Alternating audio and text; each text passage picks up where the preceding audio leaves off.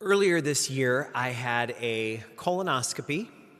I won't say much more than that, other than to say that one of the things they told me was, you have to have someone pick you up and stay home with you that day.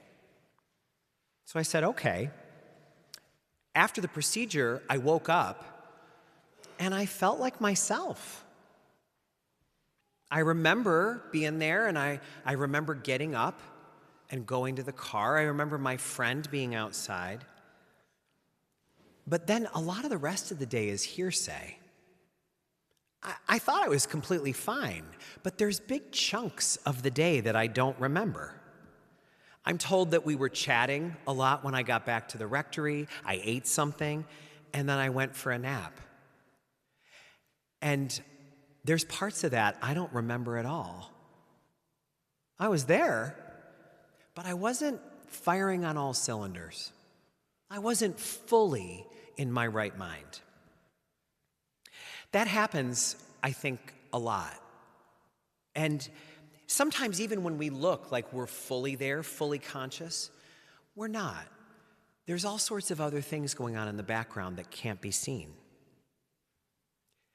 When I was a high school teacher, one of the best professional development workshops we ever went to was when we had a neuroscientist come in and talk to us about the stages of brain development in youth and in adolescence. And I learned something there for the first time that you may know well. It's made the rounds of the news since then. And that is that there's a part of your brain in the front called the frontal lobe. And it's very important. It's the part of your brain where you make decisions, where you plan, where you regulate your emotions. And shockingly, it doesn't fully develop until we're around 25 years old. Everybody you know who is under 25 years old is having a brain that's still developing, that's not done yet. The picture is still coming into focus. And that's why the law, knowing that, makes exceptions for adolescents. We rarely try adolescents as adults in court. When they make a mistake or even commit a crime, we are reluctant to treat them like adults because we know that they're not fully responsible for their actions. They have to be accountable for what they do, but their brain is not yet developed. That's why we have laws that protect people from even being able to agree to something. We say that below a certain age, you're incapable of agreeing to something. You're incapable of being guilty of certain things. And it makes me wonder, is there any chance that the father in tonight's story knew about that way ahead of that research? Did he know that his boys did not have their frontal lobes fully developed when all of this happened? Was he aware that they weren't firing on all cylinders? They weren't fully in their right minds, even though they thought they might have been, the way I thought I was on the afternoon of my colonoscopy. Is that why the Father is so wonderful and so wise? Is it because he knows something about these boys that's important to know? This story, which is famous to all of us, means different things to us at different stages in our life. I remember the first time I heard it, I hated it because I was an older son and I thought it was totally unfair. As I went through life a little more and fell on my face a few times, I was kind of glad that the younger son was able to get a lucky break. I hoped for the same for me. When we get a little older, we start not paying as much attention to the sons, but to the father. We ask ourselves, how much did that hurt him? How many days did he stay out looking toward the horizon, seeing if his son would come back? Did he ever think about leaving the farm and going to the city to try to search for him? But eventually, we see what we're seeing tonight, that the father seems to know that his sons are not fully conscious. They're not thinking quite clearly. They're not quite firing on all cylinders. And maybe that's why he was able to say his version of, forgive them. They don't know what they're doing.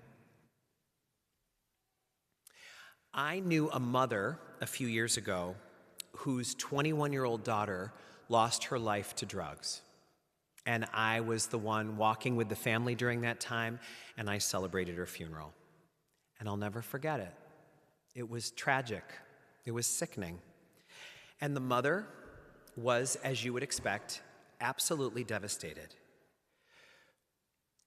As we were talking, one of the things I asked the mother was, what was it like for you to be the mother of someone so sick with addiction? What was that like for you? And she said, we were doing everything we could. We were using all the words we could to tell her, to warn her, to beg her. We said in as many ways as we could, turn back, sweetheart, you're in danger. No. She said, but in those final months, it was like watching a crazed horse run toward a burning barn. We were screaming, don't go in there, don't go in there. But we couldn't stop her. That mother, I think, understood something huge. And now she's helped me to understand that in a new way, too. She knew that her daughter did not grow up wanting to be a drug addict. But she needed to be fully conscious to know the ramifications of what was happening in her life. And she was not firing on all cylinders.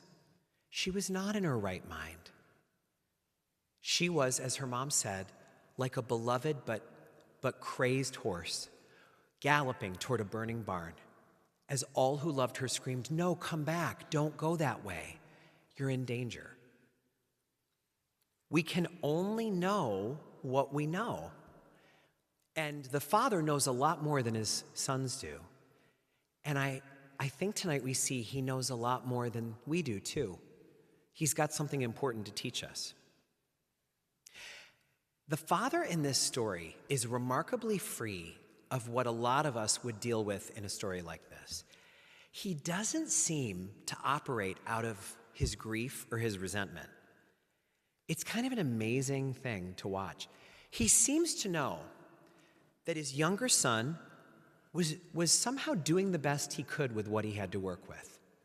He was filled with all of that bluster and arrogance and naivete of youth, and he went out and he blew his shot. And the Father seems to know that although he's accountable for his actions, he's not fully responsible for that. His frontal lobe wasn't even done being formed. He knew not what he was doing. And the older son, as soon as the one son comes home, the older son goes out, won't come anywhere near the father. So the father goes and seems to realize that his older son was doing the best he could with what he had to work with.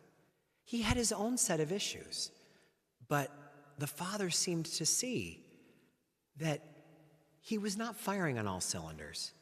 He was not fully conscious of the things the Father was conscious of. People make appointments with me often to talk about how to forgive someone who's hurt them. It's one of the most common kinds of appointments that I have. And they'll say, Father, I want to forgive this person, but I don't know how to do it.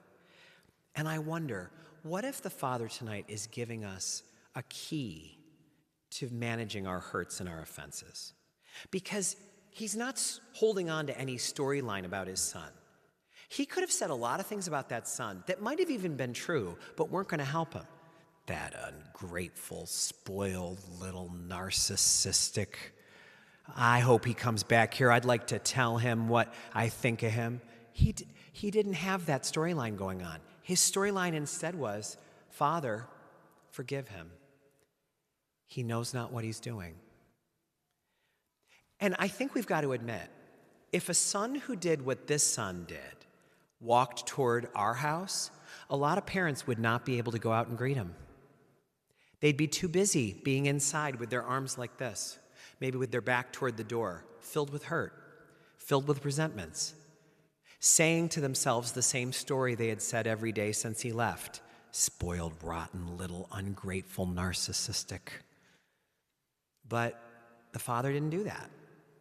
He wasn't holding on to anything, so his arms were free to embrace his son. And we see that the older son doesn't have free arms. He's outside like this. But he's only just a little more developed than his little brother is. And the father seems to know that. That's why the father says to him, "Son, can't you see? Your brother was dead, and he's back to life. Can't you see that? Don't you want to come inside?" A lot of people have a hard time with this story because it feels like the younger son gets off easy. And Pope Francis once spoke about this. He said, when the prodigal son returned home, notice that the father didn't say, "Hey, kid, sit down. Tell me what you did with the money." He threw a party. The Pope says, you can bet that probably later the two of them had a nice long talk about what happened to the money. But not then. There would be time for that later. So this week, I think we're being asked, why is God putting this story in front of me right now? What in my life is this story about? Am I supposed to learn something from the younger son? Am I supposed to learn something from the father? Am I supposed to learn something from the older son? All of us are receiving this for our own reason. This is like a great big buffet of spiritual growth, and there's food on it for all of us, for every taste. Whatever we most need, it's on this buffet. What are we supposed to be fed by tonight in this gospel? We've got 2 weeks until it's Holy Week. And by then, maybe if we've asked ourselves about this story, we'll be just a little more prepared to understand how it's even possible that on Good Friday, Jesus was able to say, "Father, forgive them. They don't know what they're doing."